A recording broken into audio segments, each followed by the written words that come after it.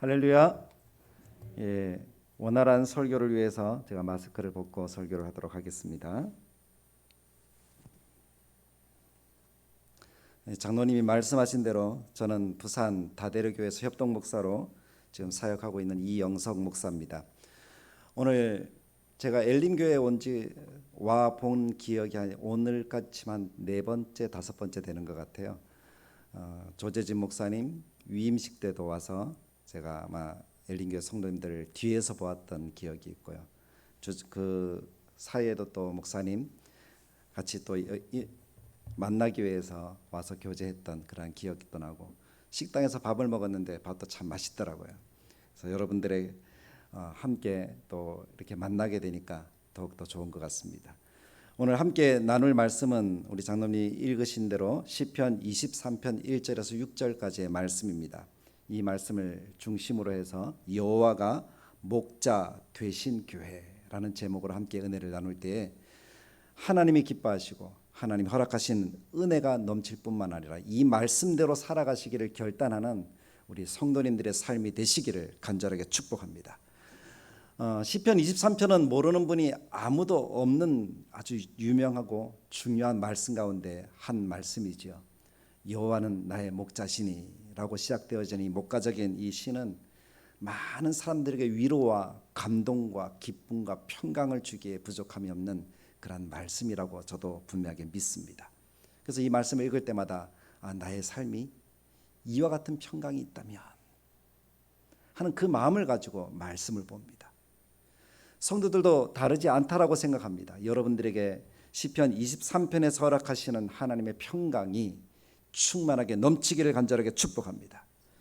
비록 우리가 살아가는 오늘이라는 현실이 코로나라는 그런 위기 속에, 또 경제적인 위기 속에 있는 것은 사실입니다.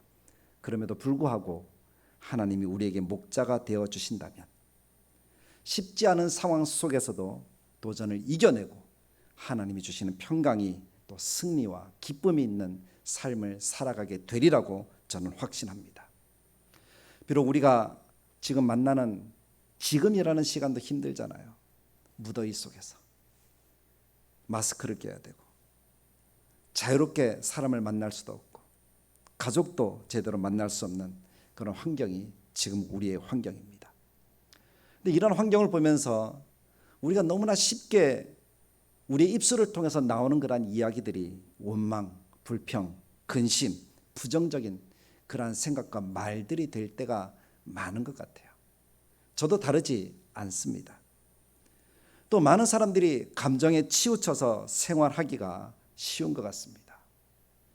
근데 이러한 원망, 불평, 근심, 걱정, 부정적인 말 또는 감정에 치우치는 그런 말들이 우리에게 일상이 되어지면 사실 우리가 삶이 더 편안해지고 나아지는 것이 아니더라고요.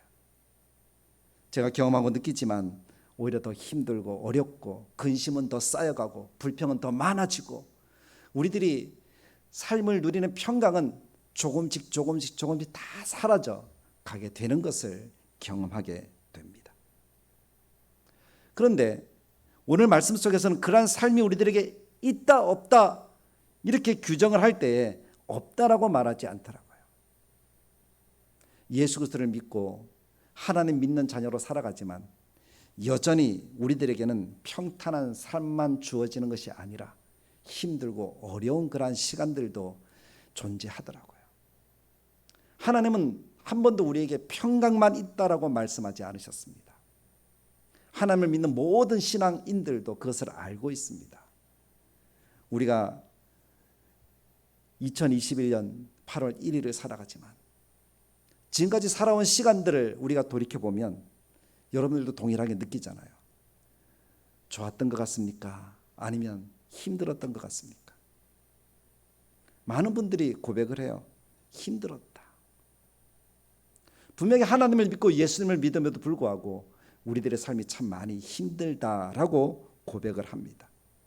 그리스도인들 많은 분들이 그렇게 고백을 하더라고요. 그런데 우리가 전도를 받을 때는 예수 믿으면 잘 된다, 복 받는다 하는 그런 이야기들을 많이 들으니까 정말 그런가? 라고 와서 보니 그렇지 않더라는 거예요. 그래서 실망하는 사람, 그래서 좌절하는 사람, 그래서 떠나는 사람들도 종종 보게 되어지는 것이 현실입니다. 근데 분명하게 성경은 우리들에게 이야기를 합니다. 우리가 예수 그리스도를 믿음으로 인하여 우리들에게 평강이 있고 시편 23편 1절부터 3절까지 나오는 그러한 역사들이 나타난 것이 사실이다. 그러나 고난도 있다. 예수님도 그렇게 말씀하시잖아요. 우리들의 삶에 고난이 있다라고 말씀합니다. 때로는 골짜기도 건너야 되고 풀이 없는 들판에서 허덕이는 그런 삶들도 살아야 되고 물이 없는 삭막한 삶 속에 우리가 처해지기도 하고 때로는 사나운 짐승들의 위협 속에 우리가 빠지기도 하는 것이 우리들의 삶이구나 하는 것은 진리 가운데 진리 아니겠습니까? 모든 사람들이 다 겪을 수밖에 없는 것입니다. 그럼에도 불구하고 우리가 오늘 이 자리에 있는 것은 예수님이 목자 되신다, 하나님 우리의 목자 되신다 하는 사실을 믿기 때문에 오늘 이 자리에서 함께 예배를 드리고 있다라고 저는 분명하게 믿습니다. 그 믿음이 우리 성도들의 가슴 속에 오늘 새겨져서 하나님 우리를 어떻게 이끌어 가시는지 분명하게 믿음으로 바라보는, 그리고 주님만 따라갈 것을 결단하는 성도들의 삶이 되시길 간절하게 바랍니다. 대한민국은 목자다 하면은 잘 이해가 되지 않아요. 사실 저도 신학을 공부하면서 목자라는 이 말에 대해서 잘 몰랐습니다. 근데 어느 선교사님이 목자를 경험한 선교사님의 친구의 이야기를 전해 주었습니다. 중동 지방에 사는, 중동 지방에서 목자, 목동 생활을 했던 사람들의 이야기를 여러 방면으로 이렇게 접할 수가 있었던 거예요. 그래서 그 한 이야기를 여러분들에게 해드리면, 양을 치는 업을 하는 그런 목자의 삶을 살아간다는 것이 결코 쉬운 일이 아니구나 하는 것을 깨달을 수 있었습니다. 우리도 마찬가지지만 집에서 소를 키우고 또는 돼지를 키우고 할 때 몇천 마리, 몇백 마리 이렇게 키우는 사람들이 사실은 많지 않잖아요. 자기 집에 전문적인 목자를 두는 사람들은 드뭅니다. 중동 지방도 마찬가지였다라고 이렇게 이야기를 하더라고요. 한 집에 10마리, 어떤 집은 1마리, 어떤 집은 20마리 그렇게 양들을 키우고 있는 집들이 있는데, 이 양들만 키워서는 자기들이 먹고 살 수가 없잖아요. 다른 일도 해야 되잖아요. 그래서 양을 치는 전문적인 목자들을 고용을 해서, 근데 개인적으로 고용하는 것이 아니라 마을 단위로 고용을 한다라고 이렇게 이야기를 합니다. 그래서 마을 단위로 목자를 고용을 해서 때로는 100마리, 때로는 50마리 이렇게 맡겨서 그 양들을 치게 하더라는 거예요. 그래서 이 각 가정에서 모여진 이 양들을 치기 위해서 목자 선발을 하게 되어지는데, 많은 사람들이 선발을 하려고 자기가 목자가 되려고 그거라도 하여서 먹고 살아야 되니까 이렇게 모여들었다고 합니다. 그래서 많은 사람들이 모여서 함께 목자가 좋은 목자를 뽑기 위해서 선발대회를 하는데, 이야기를 들어보니까 마치 그래요. 보디빌더 하는 사람들을 이렇게 모아놓고 목자를 뽑는 것 같은 그런 생각이 드는 거예요. 어떤 사람들은 굉장한 몸을 자랑하기도 하고, 어떤 사람은 나는 잘 싸운다라고 자랑하기도 하고, 자기가 제각각 약을 지킬 수 있다, 나는 양을 키우기에 적합한 사람이다라는 것을 자랑하더라는 겁니다. 근데 어떤 사람은 양을 칠 만한 몸매가 아닌 것 같아요. 사람들이 눈으로 보기에 그렇다는 거죠. 칠 만한 몸매는 아니에요. 그럼에도 불구하고 도전하는 사람들도 있더라라고 이렇게 이야기를 하더라는 거예요. 근데 그 목자를 선발할 때 제일 마지막에는 우통을 다 벗도록 하는 거예요. 그래서 몸을 보는 거예요. 정말 몸을 자랑했던 사람은 근육질의 몸매를 가진 사람도 있고, 정말 싸움에 탁월한 그런 몸을 가진 사람도 있고, 근데 어떤 사람은 몸에 상처투성이인 그런 사람들도 있다라는 겁니다. 근데 그 과정이 필수였다라고 이야기를 합니다. 그러면서 목자로 선발된 사람이 누가 있느냐라고 저에게 묻는 거예요. 그래서 저는 얘기했죠. 싸움 잘하는 사람 아니겠습니까? 그래서 짐승도 이기고 양들도 지킬 것 아닙니까? 이렇게 이야기를 했어요. 그랬더니 그분이 하는 얘기가 아니더라는 거예요. 힘도 없고 싸움 잘 하지도 못하게 보이는데, 양을 사랑할 만한 사람이 한 사람 뽑혔는데, 그 사람 오면 온갖 상처로 가득한 몸을 보였던 그 사람이라는 겁니다. 그 사람이 양의 목자로서 선발된 거예요. 그래서 물어봤어요. 왜 그렇습니까? 왜 싸움 잘하는 사람, 몸 좋은 사람, 그런 사람이 아니라 몸에 상처가 많은 사람이 목자로 선발되었습니까? 라고 이렇게 물어보았더니 그분이 하는 얘기가 이런 이야기예요. 그 사람은 양을 치다가 가시에 찔리기도 하고, 그래서 몸이 찢기고, 사나운 짐승과 싸우다가 물리기도 하고, 그래서 물린 자국도 있고, 선명하게 그런 자국들이 새겨져 있는 그 사람, 그런 자국이 많은 사람이 양을 사랑하는 사람이 아니겠는가. 그래서 그 사람이 선발되었다라고 하는 겁니다. 그런데 몸에 건장하고 상처가 하나도 없는 사람은 사람들이 볼 때에 사나운 짐승, 위급한 순간이 만나면 도망가는 사람, 사건 목자라는 거예요. 여러분 한번 생각해 보십시오. 사나운 짐승이 옵니다. 양을 지켜야 됩니다. 그럼 어떻게 해야 되죠? 사나운 짐승과 맞서 싸워야 되잖아요. 물리기도 해야 되잖아요. 양이 가시던 불에 걸려 있어요. 어떻게 해야 되죠? 가시를 떼내어서 양을 구해야 되잖아요. 그러다 보면 가시에 찔리기도 한다는 거예요. 그것이 정상적인 목자고, 그것이 양을 사랑하는 목자라는 거예요. 한마디로 양을 위해서 목숨을 버릴 수 있는 그 사람, 그 사람이 목자로서 적합한 사람이라는 사실이라는 거예요. 그래서 그런 사람을 목자로 선발한다라고 이야기를 합니다. 그래서 그 얘기를 들으면서 곰곰이 생각해 봤어요. 오늘 시편 23편 말씀을 보면서 여호와는 나의 목자시니 라고 말씀을 하면서 시작을 하고 있는데, 정말 주님이 우리의 목자라면 그와 같은 그런 모습이겠구나. 그리고 다시 생각해 보니 예수님이 그와 같은 삶을 사셨구나. 우리 위해서 찢기시고, 우리 위해서 매맞으시고, 우리 상처를 받으시고, 십자가에 달려 죽기까지 우리를 사랑하시는 그 사랑으로 우리를 구원해 내셨구나. 예수님이 참 목자가 되시는구나. 그 사실이 마음속에 와닿는데 얼마나 감동이 되는지요. 사랑하는 성도 여러분, 우리는 누구를 믿고 있습니까? 어떤 예수님을 믿고 있습니까? 바로 우리를 위해서 찢기시고 피 흘리시고 상처받으시고 십자가에 죽기까지 우리를 사랑하신 그 예수님을 우리가 믿고 있다는 사실을 여러분 마음속에 감동하시기를 간절하게 축복합니다. 그 예수님이 지금 우리와 이 자리에 함께 있습니다. 오늘 시편은 바로 그 주님이 우리를 인도하신다는 사실을 고백하고 있습니다. 여호와는 나의 목자시니 내게 부족함이 없다. 그러면서 4절 말씀해 보니까 내가 사망의 음침한 골짜기를 다닐지라도 해를 두려워하지 않을 것은 주께서 나와 함께 하심이라. 주의 지팡이와 막대기가 나를 안위하시나이다 라고 고백을 하고 있습니다. 사망의 음침한 골짜기, 나의 생명을 위협합니다. 사나운 짐승이 나를 잡아먹으려고 합니다. 두 눈 부릅뜨고 우리가 지나가기만을 기다리고 있습니다. 조금만 한눈 팔아도 우리는 찢기고 우리는 사나운 짐승의 먹이가 될 수밖에 없다는 거죠. 그런데 그때 주님이 우리와 함께 하셔서 지팡이와 막대기로 우리를 구원해 내시는 거예요. 우리를 살려주시는 거예요. 우리가 힘이 없으면 어깨에 메고 우리를 푸른 초장 쉴만한 물가로 이끌어 가시는 거예요. 그분이 우리의 주님이십니다. 그분이 우리를 위해서 십자가를 지셨습니다. 우리를 사랑하셔서 우리를 구원하시기 위해서 죽어주셨습니다. 생명과 복을 주시기 위해서 우리에게 그 일을 이루어 주셨습니다. 예수님께서는 하나님께서 맡기신 사람들을 한 사람도 잃어버리는 것을 원하지 않으십니다. 하나님의 말씀에 이렇게 기록하고 있습니다. 요한복음 6장 39절에 보면 나를 보내신 이의 뜻을 행하려 함이니라.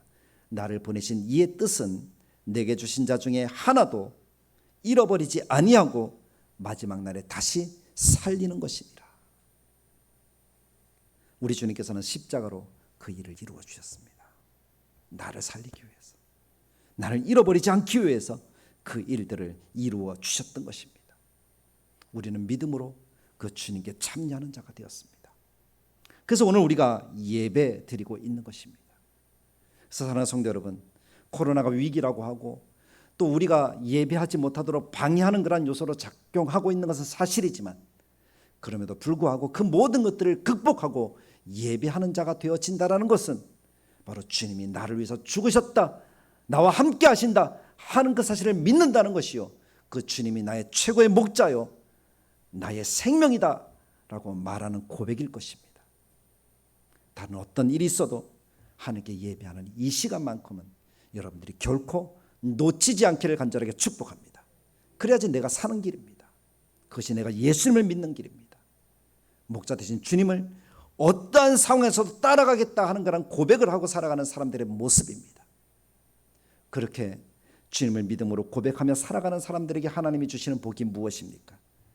오늘 시편은 그런 복들을 우리들에게 말씀하고 있습니다. 그 첫째는 1절 말씀해 보시면 이렇게 기록되잖아요. 여호와는 나의 목자시니 내게 부족함이 없으리로다. 정말 부족함이 없는 삶이 우리 가운데 펼쳐지게 될 줄로 믿습니다. 둘째는 2절입니다. 모든 필요를 채워주시고 풍족하게 하신다는 거예요. 그가 나를 푸른 풀밭에 누이시며 쉴만한 물가로 인도하시는도다라고 말씀하는 것은 우리를 채우시고 풍족하게 하신다는 거예요. 3절에 내 영혼을 소생시키시고 자기 이름을 위하여 의의 길로 인도하시는도다라고 고백하는 것은 만족하며 기쁨의 삶을 살아가도록 도와주신다는 겁니다. 4절을 몇 번 읽었지만 하나님이 안전하게 보호하신다는 것이고 5절 말씀은 승리와 기쁨의 삶을 반드시 나에게 허락해 주시겠다는 약속입니다. 그리고 6절은 영생을 누리는 거예요. 내 평생의 선하심과 인자하심이 반드시 나를 따르리니 내가 여호와의 집에 영원히 살리로다 라고 고백하는 것은 나의 영생을 약속하시는 하나님의 은혜라는 것이죠. 다윗은 시편 23편을 기록하면서 하나님이 나의 목자가 되시면 이와 같은 은혜와 복이 있구나 하는 것을 분명하게 깨달았다는 거예요. 그래서 고백하는 거예요. 그 고백을 우리에게 들려주는 것은 우리도 그 고백을 하도록 우리들에게 강하게 요청하는 것입니다. 사랑하는 성도 여러분, 우리의 믿음이 어느 정도입니까? 이 고백이 우리의 고백이 되고 있습니까? 이런 삶의 확신을 가지고 여러분들이 살아가고 있습니까? 저는 오늘 말씀을 듣는 엘린교회 성도들이 이런 고백과 이런 은혜 속에 살아가는 성도들이 되시길 간절하게 축복합니다.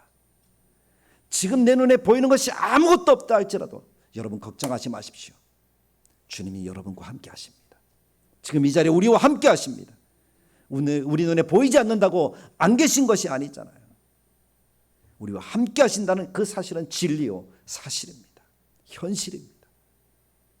그것이 여러분들에게 믿음이 되어지고 고백이 되어지는 인생이 되기를 간절하게 축복합니다. 근데 제가 이 말씀을 드리지만 우리들의 마음속에 그런 생각을 할 수 있어요. 목사님, 그렇지만 여전히 우리들의 삶은 힘든데요. 사망의 음침한 골짜기, 내가 해를 당하는 것, 경제적인 위기, 질병들, 아픔들 여전히 존재하는데요. 그렇게 이야기를 하시면서 여전히 원망과 불평하는 성도들이 또는 그런 삶을 살아가는 사람들이 있다라고 저는 분명히 압니다. 그럼에도 불구하고 제가 이야기 드릴 수 있는 것은 우리 믿음이 어디 있느냐 주님이 물으시는 그 음성입니다. 너희 믿음이 어디 있느냐? 눈에 보이는 것으로 그것이 전부라고 생각하고 거기에 있느냐? 아니면 정말 성경 말씀이 진리인 줄 알고 그 말씀을 믿고 목자 되신 주님을 따라가고 있느냐? 저도 분명하게 압니다. 우리의 현실이 힘들고 어렵다는 것을 압니다. 경제도 힘들고 삶을 살아가는 것이 힘들고 코로나19라는 이 위기가 정말 힘든다는 것을 압니다. 그러나 주님이 우리들에게 말씀하신 그 말씀이 내 가슴 속에 있습니다. 주님은 결코 우리와 함께 하시는 것을 포기한 적이 없습니다. 우리와 함께 하시고 우리 안에 우리에게 또 우리 속에서 떠나지 않고 계십니다. 그와 같이 버려두지 않으시겠다라고 주님이 말씀하시는 것을 우리가 잊지 않습니까? 요한복음 14장 16절, 17절, 18절 말씀 가운데 내가 아버지께 구하겠으니 그가 또 다른 보혜사를 너희에게 주사 영원토록 너희와 함께 있게 하시고 그는 진리의 영이라 세상은 능히 그를 받지 못하나 이는 그를 보지도 못하고 알지도 못함이라. 그러나 너희는 그를 아나니 그는 너희와 함께 거하심이요 또 너희 속에 계시겠습니다. 내가 너희를 고와 같이 버려두지 아니하고 너희에게로 오리라. 그러니 사랑하는 성도 여러분, 걱정하지 마십시오. 염려하지 마십시오. 하나님께서는 또 이렇게 말씀하셨습니다. 주의 천사들을 보내어 우리를 보호하신다라고 말씀하시잖아요. 히브리서 1장 14절에 모든 천사들은 섬기는 영으로서 구원받을 상속자들을 위하여 섬기라고 보내심이 아니냐. 우리를 섬기는 존재가 있습니다. 시편 91편에 그가 너를 위하여 그의 천사들을 명령하사 내 모든 길에서 너를 지키게 하심이라.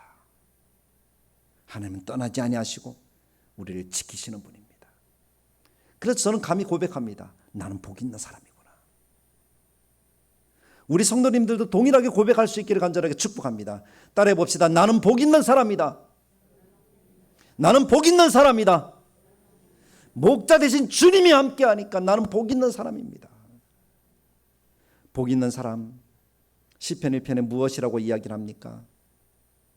저는 2절과 3절 말씀이 엘림 교회에 주시는 말씀이라고 믿습니다.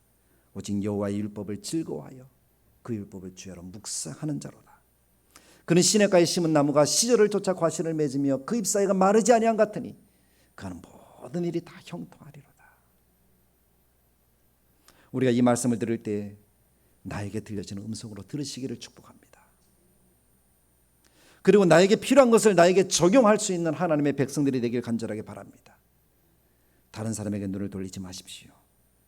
그 말씀을 내 마음속에 새겨지도록 하십시오. 내게 주신 말씀이 되어야 은혜가 있습니다. 말씀, 그리고 설교를 들을 때 다른 사람에게 전달하려고 하지 마십시오.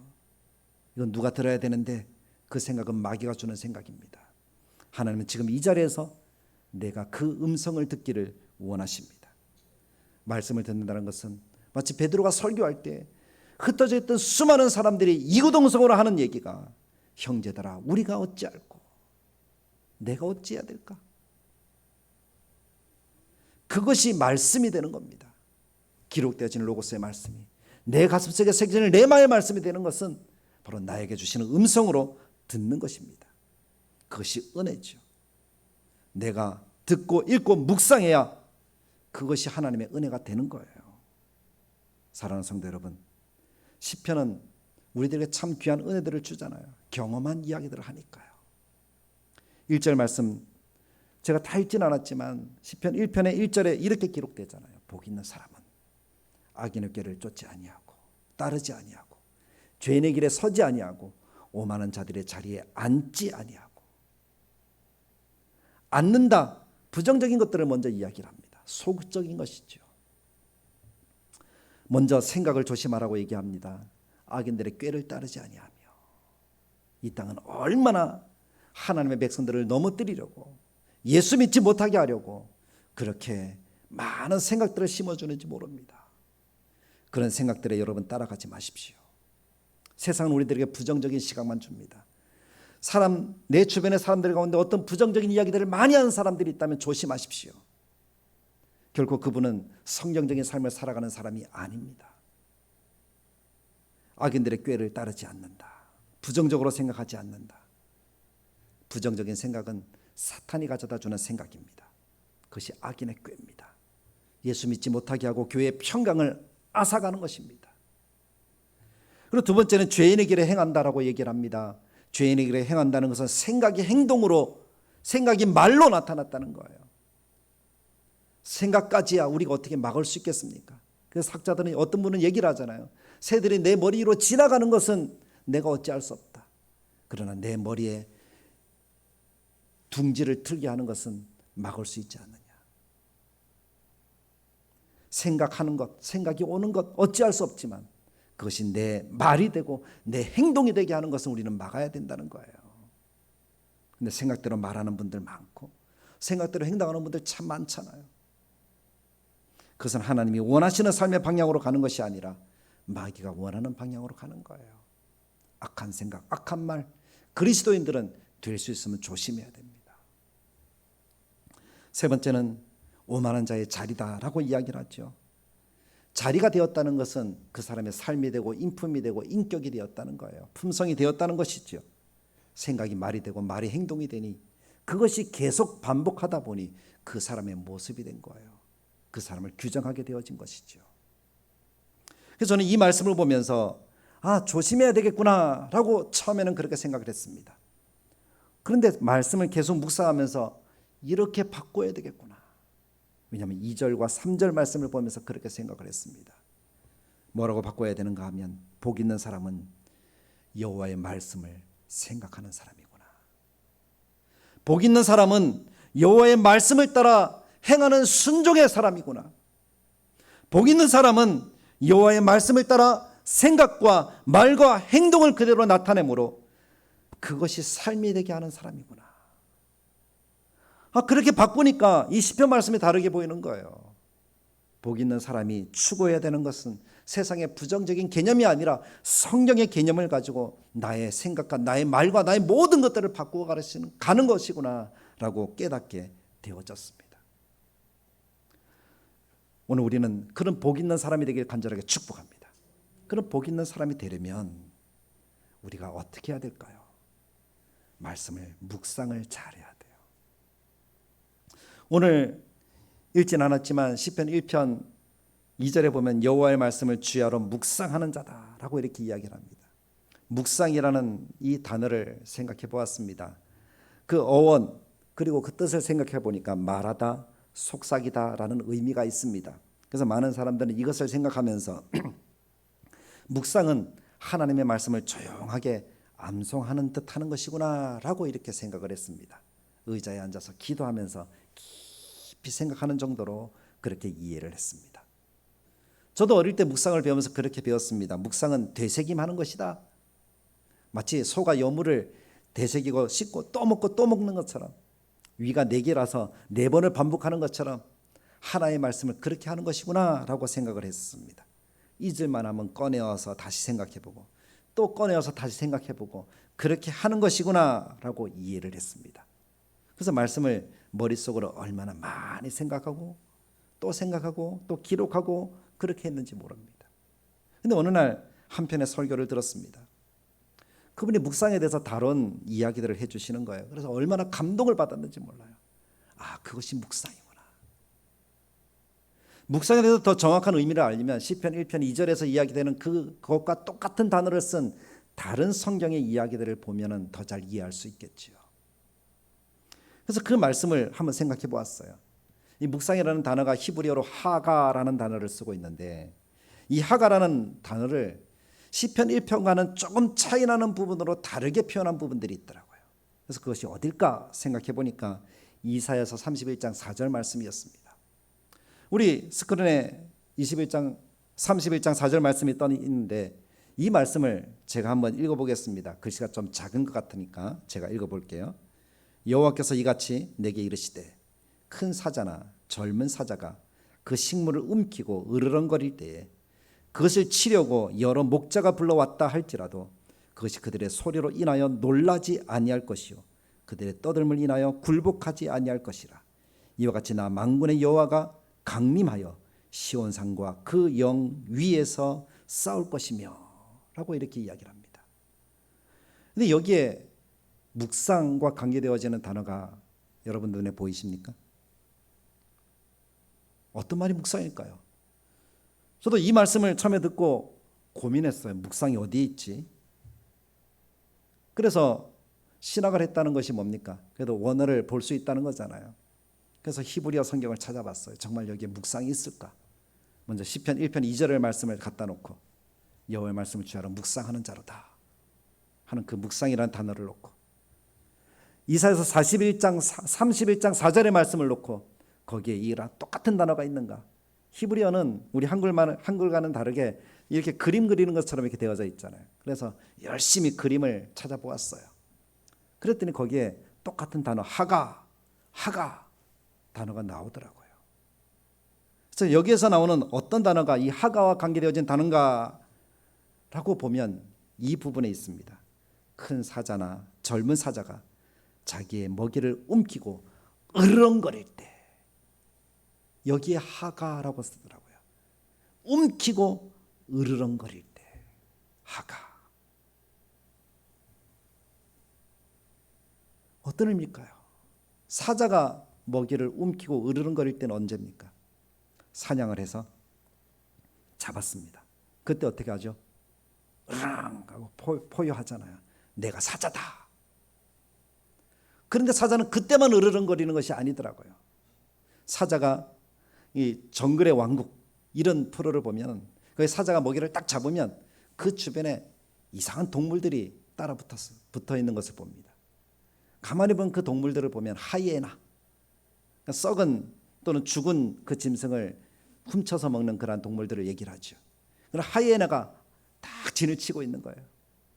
사자가 조금이라도 그 먹이를 먹고 이제 배부르고 나서 자리를 옮기면 그때 쏜살같이 달려들어서 사자가 잡았던 그 먹이를 같이 움키는 거예요. 그리고 하늘에서는 독수리가 쏜살같이 내려와서 그것을 채가기도 하더라는 거예요. 근데 사자가 조금 배가 덜 불렀어요. 자기 새끼들을 데리고 오려고 잠시 자리를 비웠을 뿐이에요. 그때는 어떻게 하죠? 그 먹이를 다시 움키고 으르렁거리면은 하이에나나 독수리들이 어떻게 될까요? 다 달아나겠죠. 잘못하면 자기도 사자의 밥이 될 수 있으니까. 그때 먹이를 움키고 으르렁거린다 하는 이것이 하가라는 표현이더라고요. 빼앗기지 않겠다는 거예요. 내 것을 빼앗기지 않겠다는 거예요. 이것을 빼앗기면 안 된다는 거예요. 그런 마음으로 움키고 으르렁거린다. 그것이 하가라는 말입니다. 근데 이것이 묵상이라는 단어와 똑같은 의미를 가지고 있다는 거죠. 여호와의 말씀을 주야로 묵상한다. 이 말은 깊이 생각한다라는 의미도 있지만 빼앗기지 않기 위해 말씀을 가슴에 안고 으르렁거리는 그런 사자의 심령으로 절대 빼앗기지 않을 것이라는 그 마음을 가지고 말씀을 보는 것이 바로 묵상이라는 단어입니다.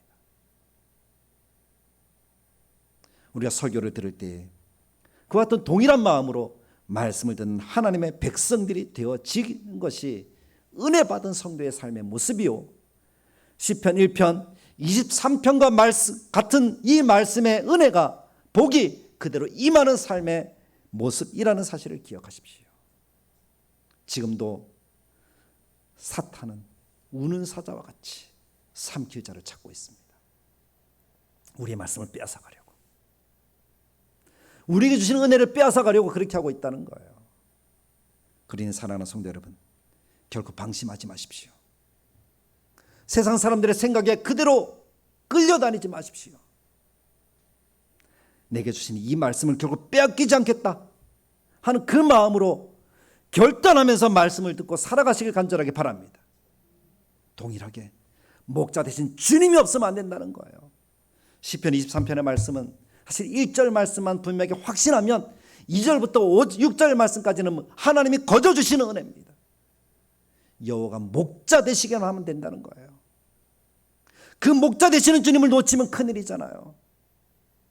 목자 되신 주님을 놓치면 안 된다는 그 마음을 가지고 내가 신앙생활을 하는 것이 여호와는 나의 목자시니라는 그 말의 의미입니다. 여호와는 나의 목자시니. 그 믿음으로 나아가면 주님은 지금도 주무시지도 않고 졸지도 않으시고 우리를 지키시고 보호하시는 은혜를 베풀어 주십니다. 막대기와 지팡이로 나를 이끌어 가시는 거예요. 그 주님만 따라가는 성도들이 되어질 때 하나님이 기뻐하시는 엘림이라는 장소로 우리를 이끌어 가실 줄 믿습니다. 엘림교회 성도들은 엘림이 어떤 곳인지 잘 아리라고 생각합니다. 제가 신학을 하고 처음 했던 설교가 엘림이었어요. 하나님이 그런 복을 주시기를 원하는 마음에서죠. 그것이 시편 1편의 모습이고 시편 23편의 모습이잖아요. 안식과 쉼을 허락하시는 하나님의 은혜가 오늘 엘림교회 모든 성도들에게 충만하게 넘치길 간절하게 축복합니다. 말씀의 울타리, 목자 되신 그분의 울타리 안에 있을 때에 이 아름다운 모습이 이루어지게 되어질 것입니다. 저는 이제 말씀을 정리하기를 원합니다. 시편 23편의 은혜를 누리는 하나님의 교회의 아름다운 모습이 어떤 교회여야 할까요? 복 있는 사람의 모습이 어떤 모습이어야 할까요? 저는 이 단어를 여러분들에게 알려주기를 원합니다. 그것은 바로 우분투라는 단어입니다. 혹시 여러분들이 들어보셨는지 모르겠습니다. 내가 너를 위하면 나는 너 때문에 행복하고 너 때문에 나는 2배로 행복해 하는 그 말의 의미지요. 영어로 한다면 I am because we are 라는 말입니다. 당신이 있기 때문에, 우리가 있기 때문에 내가 있다. 아프리카 부족에 선교를 하던 어떤 선교사님이 한 부족의 아이들을 모아놓고 게임을 했습니다. 제안을 하는 거예요. 나무 밑에, 그늘진 나무 밑에 달콤한, 아프리카에서는 한 번도 구경할 수 없는 싱싱한 딸기를 가득 담은 바구니를 가져다 놓고, 누구든지 저 바구니가 있는 그 나무 밑으로 빨리 달려가는 사람, 제일 먼저 가는 사람에게 이 과일 바구니를 주겠다라고 그렇게 이야기를 합니다. 그랬더니 그리고 나서 선교사님이 신호를 주는 거예요. 내가 시작하면 달리는 거야. 그래서 시작했어요. 선교사님은 어떤 상상을 했을까요? 아들이 열심히 달려서 가장 먼저 달려가는 그 아이가 과일 바구니 들고 그것을 입에 무는 그 행복한 그 상상을 하지 않았을까요? 그런데 이 선교사님의 상상과는 달리 통역하는 사람이 시작하는 말을 전달하자마자 아이들은 함께 손을 잡고 약속이라도 한 듯이 서로 손을 잡고 함께 그 나무 밑으로 달려가는 거예요. 그리고 모두 똑같이 도착을 해서 똑같이 과일을 나누어 먹으면서 키득키득거리고 재미있게 이야기를 하는 거예요. 이상하죠?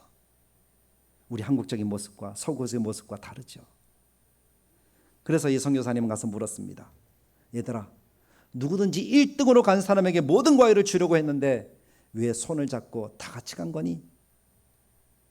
그때 아이들의 입에서 나온 소리가 우분투라는 단어였습니다. 한 아이가 이렇게 덧붙이는 거예요. 나머지 다른 아이들이 행복하지 않은데 다 슬픈데 어떻게 나 혼자 행복할 수 있죠? 우분투는 아프리카 반투족의 말 코사오입니다. 우리가 함께 있기에 내가 있다라는 말이죠. 넬슨 만델라 대통령이 이야기한 이후로 세계 많은 사람들에게 알려지기 시작한 단어이기도 합니다. 어딜 가나 1등 아니면 최고를 따지는 세상. 그래서 못하는 사람을 비하하고 손가락질하고 자기가 드러나기 위해서 남을 헐뜯고 그런 세상이 우리들의 세상인데, 우리가 살아가는 이 엘린교회의 모습 속에는 그런 세상적인 모습이 아니라 우분투의 모습이 자리에서 정말 엘림의 역사가 나타나기를 간절하게 축복합니다. 아프리카 아이들처럼 모두가 함께 했을 때 더 커지는 행복함, 달콤함, 그 은혜를 누리는 엘림교회. 그리고 함께 예배드리는 모든 성도들이 되셔서 이 땅을 하나님이 허락하시는 목자 되신 주님만을 따라감으로써 함께 이루어가는 아름다운 모습의 교회를 만들어 가시기를 주님의 말씀을 따라 간절하게 축복합니다.